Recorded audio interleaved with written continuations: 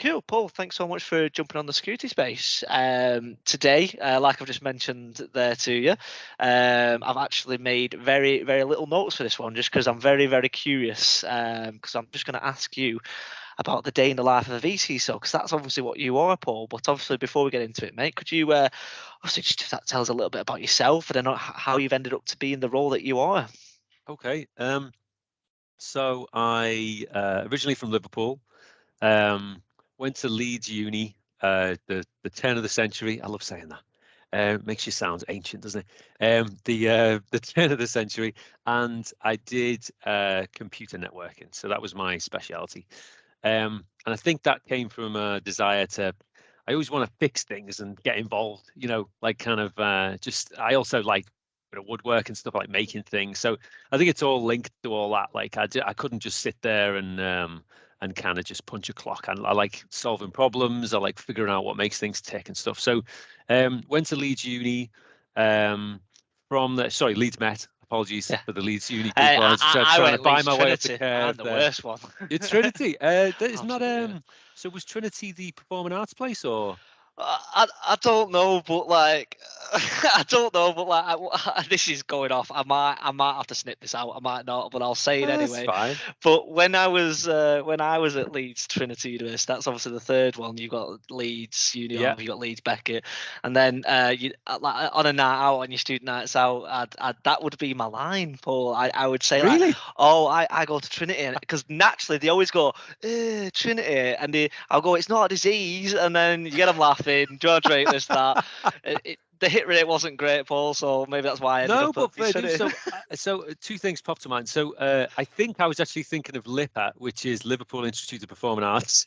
I don't know why, but Trinity, I wasn't sure. But then also, the first time I ever did a yard of ale was in I can't remember the place, but it was in Leeds somewhere, and I was up against this girl from Leeds Trinity, and she was a monster. Like I remember looking across. No, she's a good-looking girl, and that I didn't mean like that. But in terms of drinking, like I remember, I don't know if you do the turn, so the bubble doesn't splash, and you kind of like you're turning it, and then you're drinking 4 pints.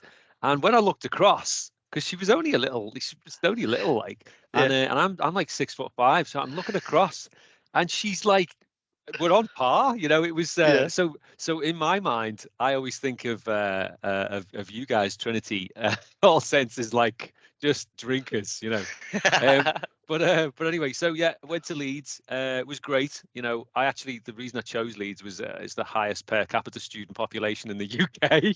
So pound for pound, there's more students there than anywhere else, or at least 2,000-ish. So I did that. And then I got into networking, a company called Energis. So at the end of the kind of Thatcher era, she kind of split up the utilities into private companies. One of them, you had National Grid, you had Energis, and you had PowerGen. And so National Grid, they owned all the kind of infrastructure. PowerGen with the power stations, and then you had Energis, which maintained like the poles and stuff. And someone had the bright idea of stringing fiber optic cable between where the power lines were around them, and so they didn't have to dig. They had the benefit of not having to dig up all the streets, and those power lines were everywhere. So really, really good idea. But we had a sideline in, I guess you'd call it IT support, production IT support, production environment support. And so because I had my newly minted CCNA, which is the Cisco certification, and the degree, got a job there, became duty shift manager there, which was good, but I was doing nights. It was tough, but we had the likes of 888, and we had the government secure intranet and stuff like that. It was a successful business. And then I went on to a couple of other companies, but ended up in the States via a company called Komodo. And Komodo was at the time the second biggest SSL provider in the world. Second biggest meant we had 17%, whereas the biggest guy at the time, VeriSign, had about, I think it was 60 or 70%. So second biggest was, is relative, but we were, it's true. So I discovered things like hardware security modules, which is, kind of at the time was I certainly considered like the peak of security, because some of those things, they called it FIPS 130 level 3, FIPS 130-3 level 3, was these devices that if you kind of touched them, or we used to say looked at them in the wrong way, they would essentially melt the security module in them. And then you would lose the data on there. So anyway, these were super cool, and I was like, oh my god, security is awesome. And we also had a hack that I could go into detail because it's all public knowledge now, but that really, I was like, oh my god, I'm responsible for a ton of stuff that I didn't really think I was. Security and services really go beyond what you think they do. You're not just looking at the people in your office; you're looking at the thousands and millions of people who use your product. And so I went from an IT guy into a kind of security focused person. And that job got me over to the States, around New York, New Jersey area. Moved down to North Carolina with another company, and then came back to London in 2018. So went from the head of IT kind of role in from the sysadmin kind of role way back when, but head of IT, and then head of IT and security, and then parlayed that into the CISO, because it's fun, and it's a people game. Yeah. It's not about technology. I actually said that in an interview a couple of months ago, and the guy thought I was nuts. I think he thought I didn't know what I was talking about. But it's tough to convey that to people, because they're like, how can it not be about technology? Like, well, who pushes the buttons? Yeah, I was gonna say that. Yeah. Now we have ChatGPT. Potentially, it won't be at some stage, but at the moment, it's about how do you deploy technology, and technology is generally deployed badly, in my experience. So it's all about people. So and I like people, and I like interacting with people, and ultimately, if you get to know people, you get to know where the bodies are buried, you get to know what a company should give a toss about, and then you concentrate on that. Yep. And do you think that's been? Do you think that contributes, that mindset has got you to where you are, essentially? Because, like, I'm going to ask sort of two questions now, because, like, obviously you're coming from a technical, background, and naturally sometimes, not all the time, and I don't want to be putting anybody in a box on it, because it's not what I mean with this question. But like, when a technical person gets, they'll go to either a pen test route, or they'll get up to an architect route, and that might be where they stop. But just because they enjoy being technical and they don't like people, that's why they went down the technical route. Whereas you say, you like that side, and did that naturally transpire? Because naturally you've got to start to understand the infosec side, the policies, the procedures, the GRC side. Is that where that all intermingle came from, and is that why you are now a CISO and can be a vCISO? Is that mindset, or has it been something else? When you say mindset, can you just give me an indication of what you mean by that? Because I've heard a lot of different things there. So if you can just pinpoint what you mean by that. It might be a bad line of questioning, but no, it's okay. I just want to make sure I answer the right question. Yeah, no, that, because some people, they're happy at getting to, you mean the people approach. Yeah, the people right. The people focus. Yeah. Yes, because and you hear all different types of phrases like manage up, manage down. Someone used to say manage up, manage down, manage around. But there's been a ton of management consultants who've coined all these phrases. But ultimately, when I first started out, so tiny little journey story to answer your question, but when I first started out and I became a manager, I used to think of myself as the umbrella that would protect my guys, because at that stage it was just guys, but my guys from the bullshit. And so I considered myself their protector, in terms of like, let's get what we know needs doing. I'll make sure I protect you from the vicissitudes of those above, because it tended to be a little bit like Game of Thrones. Just what we know what's needed. So there was this guardian mentality. And then, you get to bigger organizations and you go, all right, well, they're not all bad. And, oh, I'm one of them now. And so you kind of have to do the managing up bit, because I wasn't great at managing up. Come from Liverpool, didn't really like kind of being treated like a second-class citizen because of my accent. Went to the States, that stopped. So, I was like, oh, it isn't me. It's just the culture, you know. Yep. And so once I realized that, I was like, all right, maybe these guys aren't so bad. You've got these senior folks who ultimately are just trying to get a job done. And so once I started relating to people around me, you start using business focused language. You start thinking like, well, trying to think, or I do, like they are thinking. You know, I I'm throwing a few swear words into your podcast here, No, but no, no. I would tend to ask, who gives a shit? Mm. And what I meant by that was, like, when you're thinking about what to protect, you know, you'll define what to protect through who gives a shit. Yep. So it's like, who cares, why do they care, and how much do they care? Like those kind of questions. And you answer those questions by thinking either, you know, either talking to everyone, which is required anyway, but also trying to put yourself in their shoes. And so, you know, figuring that stuff out requires you to relate to people, which requires you to manage up and manage around. So I think I was quite good at the managing down, I guess, because I always thought of myself as someone who was a doer anyway. Yeah. And so I thought, you know, I kind of felt I was in those shoes, and then looking the other way was different. But ultimately, I gradually realized that I liked talking to people. I liked figuring out what they wanted, and I liked trying to figure out a way to get what I wanted while also allowing people to get what they wanted too. So Yeah. when I was coming up in the security space, there was this idea that anyone security focused was just a no man. And the more I kind of was exposed to management types, the more I realized that kind of attitude, the writing was on the wall basically, that kind of attitude wasn't going to be brute for much longer. And in fact, I also saw like the likes of what became a CISO in my world, at least. You know, Yeah. there's probably been CISOs at banks for a while, but CISOs kind of started coming about really, or you know, I was crossing paths with more of them over Yeah. the years, and I noticed that, you know, they were getting slotted under someone who could speak business speak and who could kind of relate to the business.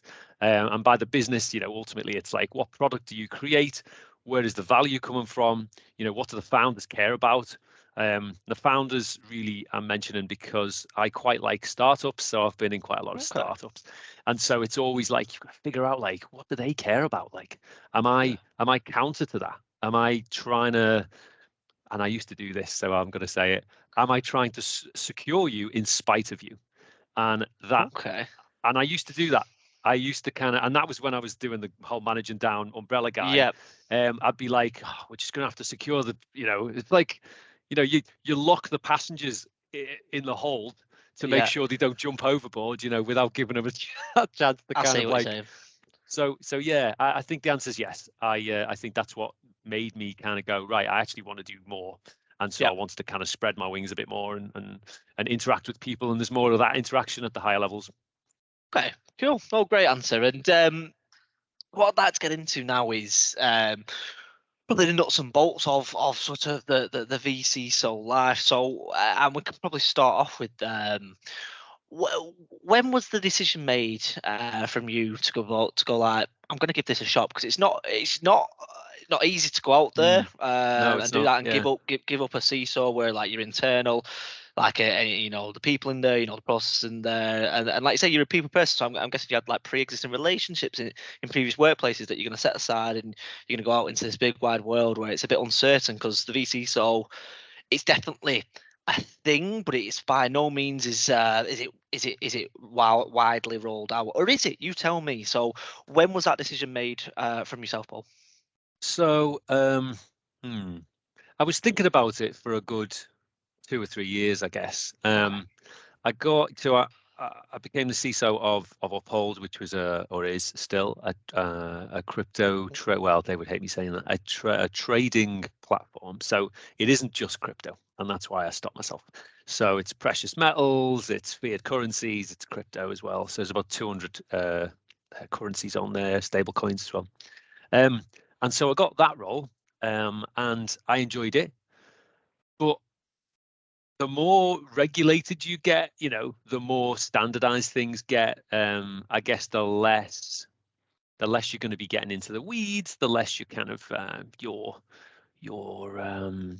configuring things, thinking about, you know, new problems. I wanted to kind of I wanted to branch out my thoughts. I wanted to basically just dive in somewhere new, really, I think, if I'm honest. So, because I'd been in finance for a good while. I think after the Komodo job, I got a job at a place called iLevel, which was a spin-off of the Blackstone Group. It was a big private equity shop, and so it was basically finance, alternative assets, they called it then. And prior to that, it was called leveraged buyouts, and there's all kinds of different names for it, depending on what the prevailing, I guess how they wanted to hide it, because Yeah. these names got bad names. But anyway, so it was finance for a long while, and I was like, you know what, I want to try something new. So my jump out of the staffer kind of CISO and kind of permanent member of staff like roles was I didn't know another way of trying that stuff out before I died, I guess, like not, because you kind of go, well, there's no time like the present. I'd made a little bit of money on crypto. It's all gone now, like, but I had a little bit saved. So I was like, you know what? I'm in a really cool position that I can kind of, and this isn't probably not your normal CISO story, Yeah. but that ultimately was my journey. Like I was like, I have a little buffer, Yeah. and I'm like, okay, well, I could spend that on a wedding, which ultimately I should have done, but because I'm engaged now. But I was like, no, I'll just, I'll see what it takes to kind of like find my own way for a little bit. I had a few kind of contacts that I tried to hit up, but ultimately they never really panned out into anything solid and consistent.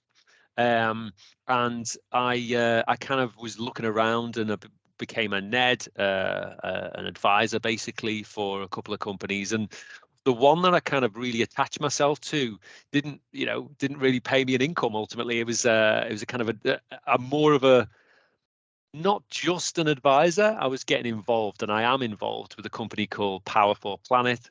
They're like a marketplace for technologies that process human, I was going to say human waste. It actually isn't the actual human waste, although there have been discussions. Yeah. But think waste products that humanity as at large create. So like Yes. Yes. plastics and just rubbish. And then the people who produce that, and then there's technology providers who process it. So you've got producers and consumers, and then the idea is that you provide something comes out of the other end, which is either a fuel or a fertilizer or actual energy itself, heat in the form of heat. But you can create fuel pellets or direct energy or fertilizer.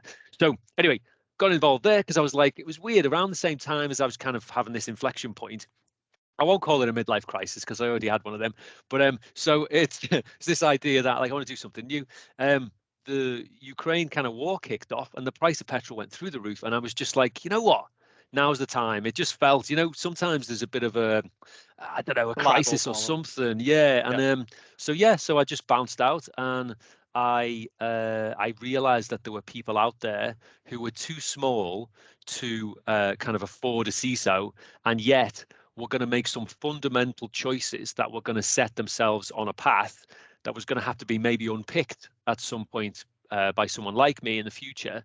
And I was like, you know what, I'd really like in a couple of instances to kind of help them make those what I consider right choices, certainly technology choices, configuration choices, the way the business does its IT and the foundational systems, basic third party risk, like contractual obligations, like just these things, the groundwork that a young company tends to go, why should I care? We want to, let's worry about that later.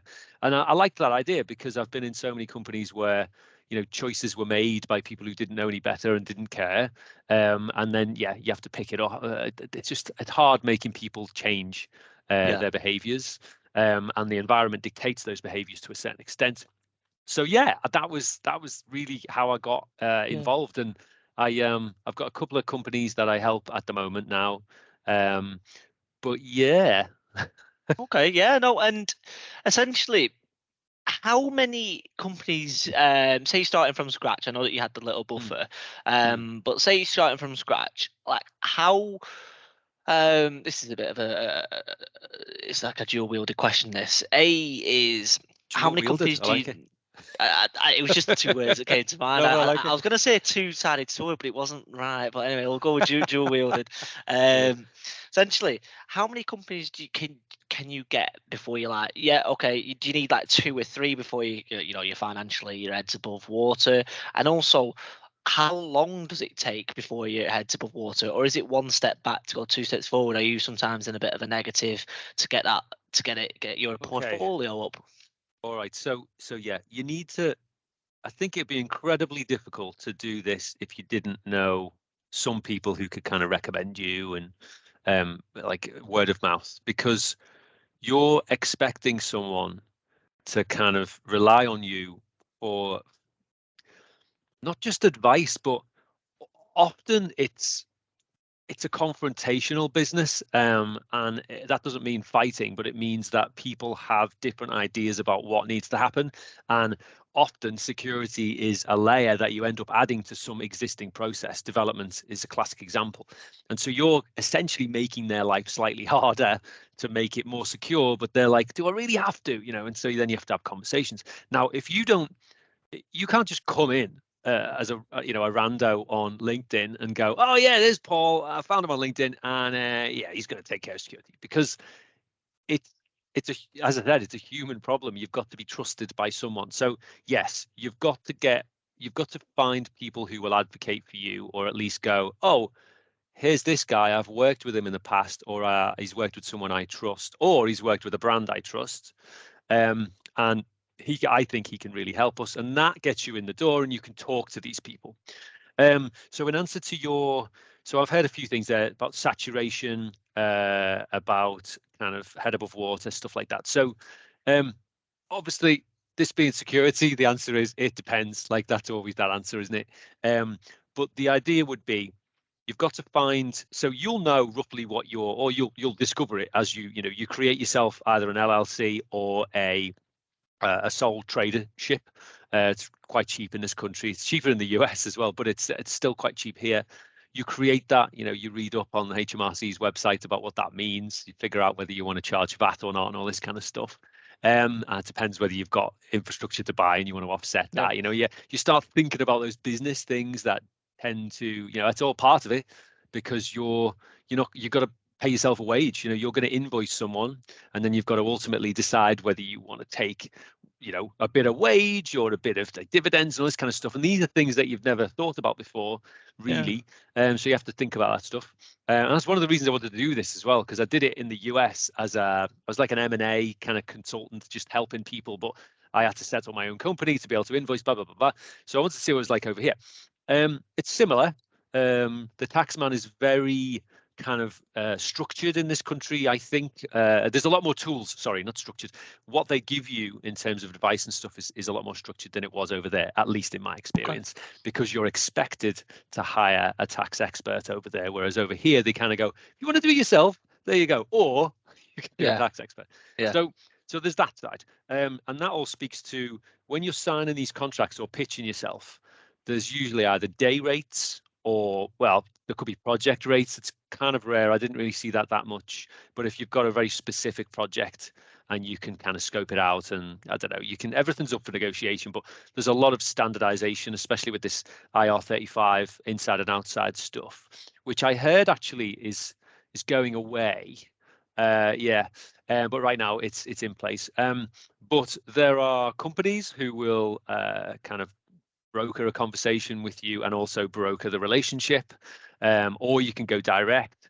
I found that there's a kind of cast of recruiters out there who are looking for people to do these contracts, and they'll kind of do all the introductions and stuff. So you just have to kind of impress them and then impress the next guy. So that's kind of interesting. I found I wasn't expecting that. I was expecting to kind of just try and drum up your own business through existing connections. So that kind of answers a little bit more of your question. The capacity, or I'll call it, time saturation or work saturation factor. That's an interesting one, because I guess when I was even working for a company, you just work when, especially if you're remote after COVID, and even before then, I've been a kind of remote worker for a good few years anyway, prior to COVID. But I've got into the habit of doing work when I want to do the work. Like middle of the night, I might get up, do a bit of work. I'll have a thought. You can't sleep. sometimes it helps to kind of write it down, but other times you just have to go up and do it. So there's a little bit of that, which maybe you need to have that mindset when you're working for yourself as a vCISO or anything else. But long story short, you can take on as much work, I think, as you can honestly do, and with a healthy conscience. So there's a couple of roles that I'm currently engaged in, and they all know what my situation is. So you just got to be upfront with how much time you can and can't spend on certain projects. My advice would be to be upfront and say, actually, I can't work Wednesday afternoons because I have this thing or whatever, and just talk to people and set their expectations and make sure you're understanding exactly what they want. Because when people hire essentially a consultant, you're a consultant. When people hire these guys, they're expecting something, and it's different depending on who they are. Some of them expect a full-time staffer, and so you've got to know what they expect, and you've got to be honest with them and say, all right, actually, okay, I could be a full-time staffer, but it just means that I can't do any other work, so let's discuss that day rate. And so you've got to figure out, winding back a little bit, you've got to figure out how much you need in order to function your business. And you've got to also take into account the fact that you're not going to get paid sick pay anymore. There's no holidays. If you're a day's work is a day's pay, and that's it.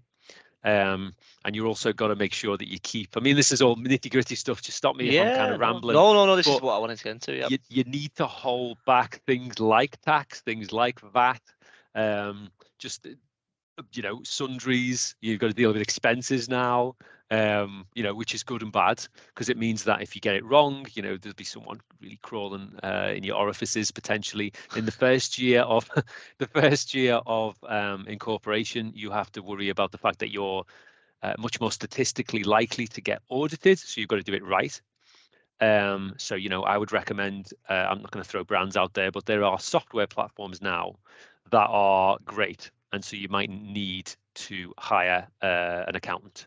I personally use one of them, and I find it amazing because it's self-empowerment. Like I wanted to learn how to do it myself. I didn't want to just pay someone to do my books, because what have I got? I'm not a real estate business. I don't have to offset my value and tax, and I don't have to work out my EBITDA and all this kind of stuff.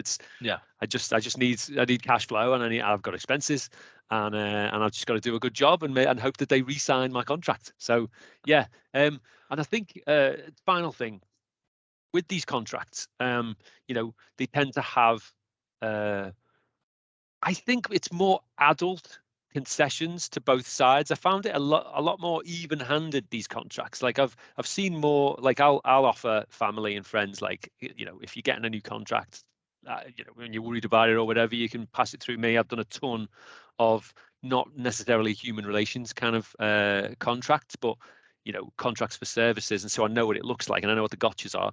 And I've noticed that a lot of staff contracts have just very predatory, and it's unenforceable clauses like, non-compete. That's an interesting one, because, you think, oh yeah, but almost everyone we know has kind of violated a non-compete. It's more of a kind of like a social engagement, and then you've got the confidentiality clauses and things like that, which are fair enough. But then you've got these other things that say, you can't work in a similar organization for 6 months. It's like, what? Well, I'm learning skills here. I need, this is my livelihood. You're essentially trapping. So it's things like that I would advise people kind of to push back on. But ultimately, I've found that these contractor to business relationships are a little bit more adult. It's like, okay, there's a 2-week mutual break clause. It's kind of like you have to give the same amount of notice that we do. Not the break clause, sorry, your notice clause. You have to give the same amount of notice that we do. Whereas, in the States, for instance, a company had to give 2 weeks, but in other and in some states, they could get rid of you faster if they kind of, just said something that wasn't particularly provable.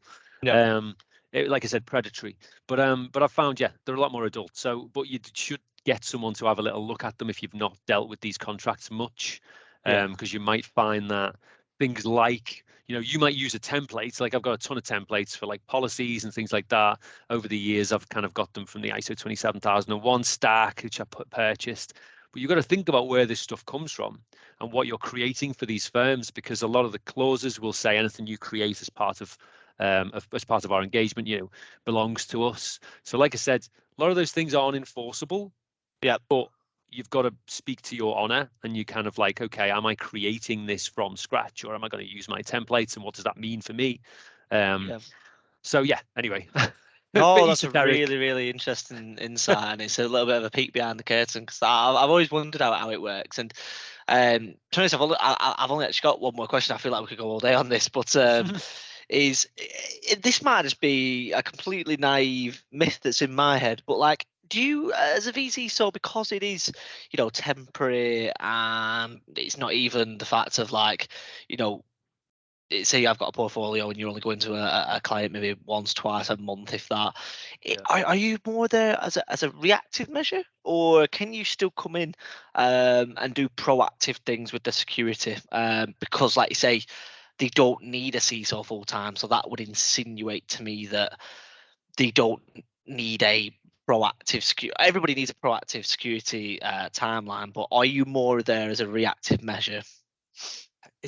Again, yeah, it depends what they want, and it depends what you've got time for and what you've signed up for. So yeah, it all comes from what they want. So, okay, in the early days, I like to think, in the early days of companies, I like to think of, you're essentially laying a very loose framework and foundation that they can build on. I wouldn't even call it guardrails at that stage. I would ultimately kind of say, right, you need to be aware that there are going to be policies that you need to adhere to, some of which are legally enforceable by contracts that you may not even be properly reading right now. I'm going to give you a few tips and tricks, kind of, what did they used to call them? I can't remember now. Little basically sheets that are things you should look for and things you should be enforcing in contracts with your suppliers, and things you should be looking for in people who in contracts that people are trying to push on you. Because someone said to me once, you've got a company's like a car. Everyone is pushing forward and kind of trying to make that car move forward, and then and she said at the time, you've got two brakes. You've got finance and you've got legal. Now there's a third one now, which is security, but some people might put that under legal. But the idea is, yeah, everyone's pushing forward and you're kind of putting the brakes on. And if there's no one kind of talking to the safety aspect of, is it really wise for us to be taking on that much data or in that way? And do we have an end user license agreement on the site yet? Have we registered with the data protection office in the countries that these users are in? Like, have we done that? I mean, at the moment, all you have to do is the country you do business in. But the point is, did you know that? Like, are you aware? So someone asking these questions and kind of sometimes answering them, but sometimes asking them and saying, you need to find out. That's what I would say is kind of early stage. The middle stage is, and depends, as I said, they might be bringing someone in because they say, actually, we've got a really competent team or two or three people who are implementing what we call security, and they may or may not be in the IT team, or they might be a discrete unit. They might be doing things and know that they are secure because they are testing themselves through outside-in testing, and they kind of have experience there. But are they measurably secure? And so at that point, you might be brought in to kind of say, right, well, we need a program here which is measuring the effectiveness of your current cybersecurity or information security program. And that would be kind of early GRC, governance, risk and compliance kind of frameworks that you're going to layer over, which will give signals when stuff isn't quite right or it doesn't gel with what standards are out there. And you can justify a variance from the standards if you kind of say, well, we're a bit different, like crypto. Crypto was odd because there was a mix of financial controls with IT controls, people controls. Like it was a bank essentially. We had all the problems and I guess benefits of a bank, a neobank, and a SaaS platform. Yep. I guess it's a neobank. So it was odd. So it was like, well, does that does that apply? You know, we were entirely in the cloud. When I say does that apply, when you're going through standardized controls, you're like, well, we're in the cloud, and maybe we can offset the risk because we're in Amazon, and you know, Amazon will carve out. But what you don't know, well, most people worth the salt would know now, but what people mightn't know is that there is a shared, what Amazon likes to call a shared responsibility model, which means that they will deal with, depending on the service you buy, anything up to and including a limit. And then Yeah. everything above that for a given service is your responsibility. And so people kind of just, you know, maybe founders as well, they'll kind of say, oh, let's just use Amazon, Yeah. we'll be safe and we could sign off on this risk. But, you know, you need someone who kind of knows what they're talking about to speak at the managerial level to say, it sounds like your guy down here who knows his stuff, but who's kind of scared of talking to business types. It sounds like you've not really been listening to him, and he's been trying to tell you that you're signing off on risks in customer contracts, Yeah. that if there's a breach, you are culpable. Like, you are essentially the custodian of that data, and you're not pushing down um, standard contractual clauses on your suppliers. You know, you're taking on a ton of risk that I don't think you're aware of. So then delivering risk messages, you know, kind of translating what the techie guy is kind of terrified of, and maybe they've lost 3 techie guys already, and they're just kind of like, why can't we hold on to people? It's because people are kind of scared because of maybe the culture of the company, or the fact that, you know, the bosses don't like hear and no, you know. Mm. So you come in maybe at that mid-level, like I said, where the maturity of management on a security perspective, from a security perspective, is not there, and they Right. just kind of think, well, that's what I've hired you for, you know, just get it done. And so you Mm. need people there, I think, to translate, and that's where a CISO will come in, as opposed to a security, you know, engineer or program manager or something. When you're talking specifically about a CISO and you know, a vCISO in this case, you need to then kind of deliver that message in business terms and say, here are examples of firms that are like you, that this control that I know isn't in place in this firm, they went under.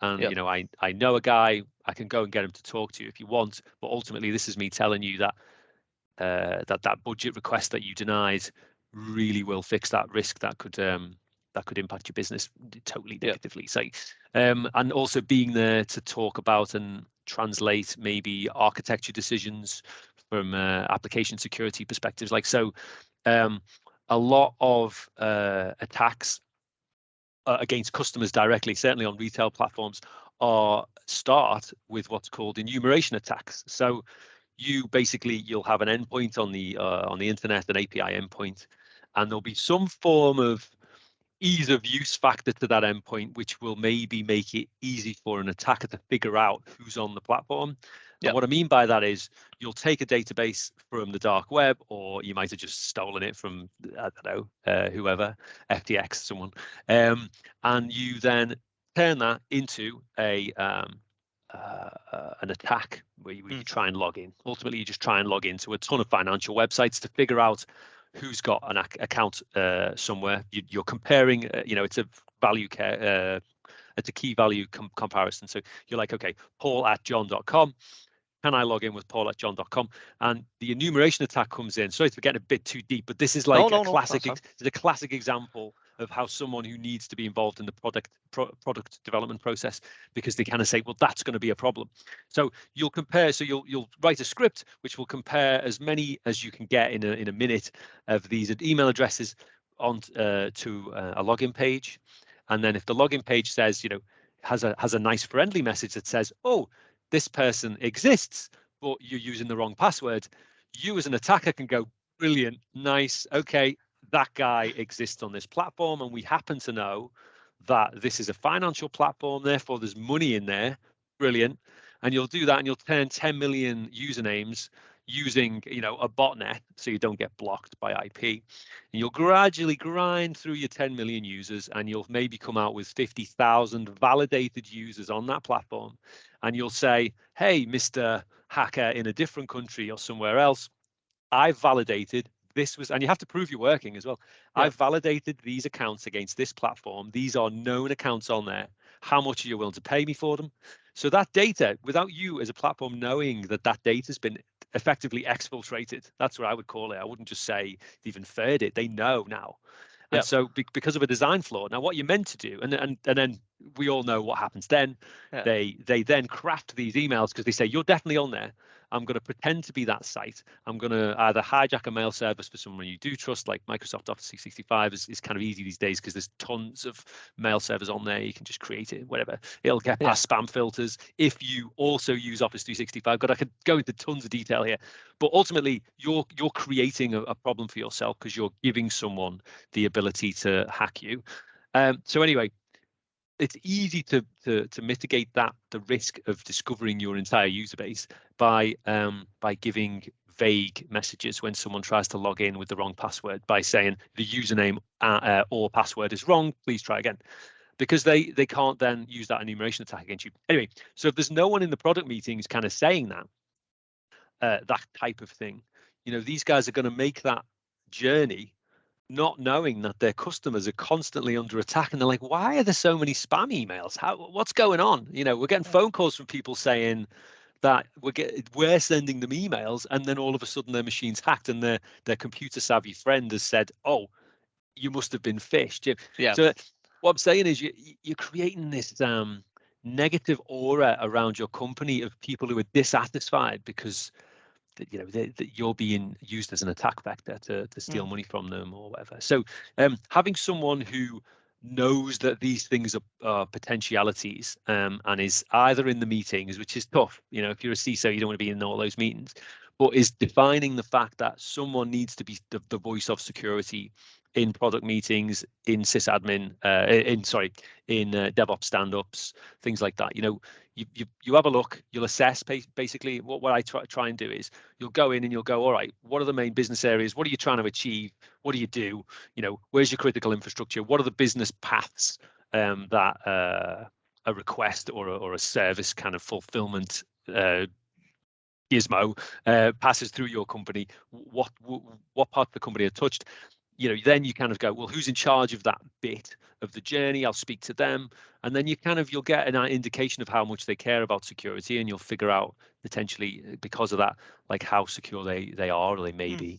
And then what I like to do is kind of put together what I see as the things that are potentially the easiest things to fix in my mind, taking into account the culture of the company.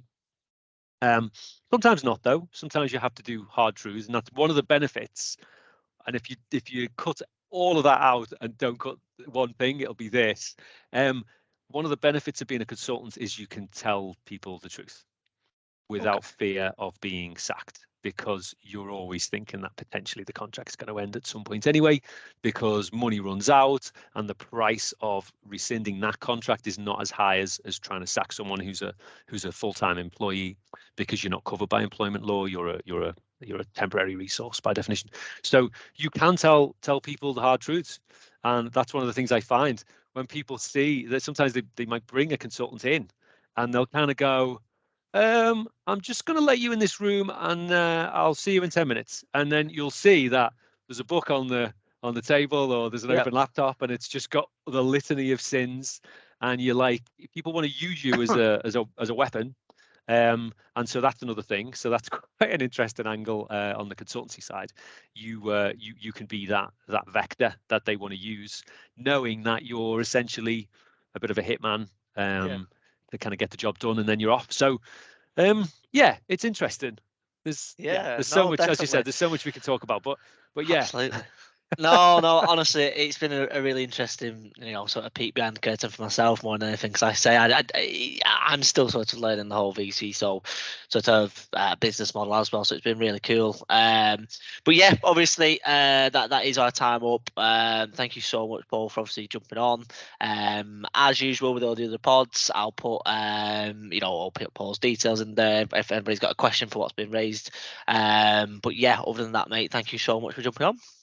Nice one, man. Yeah, I appreciate it. Thanks very much.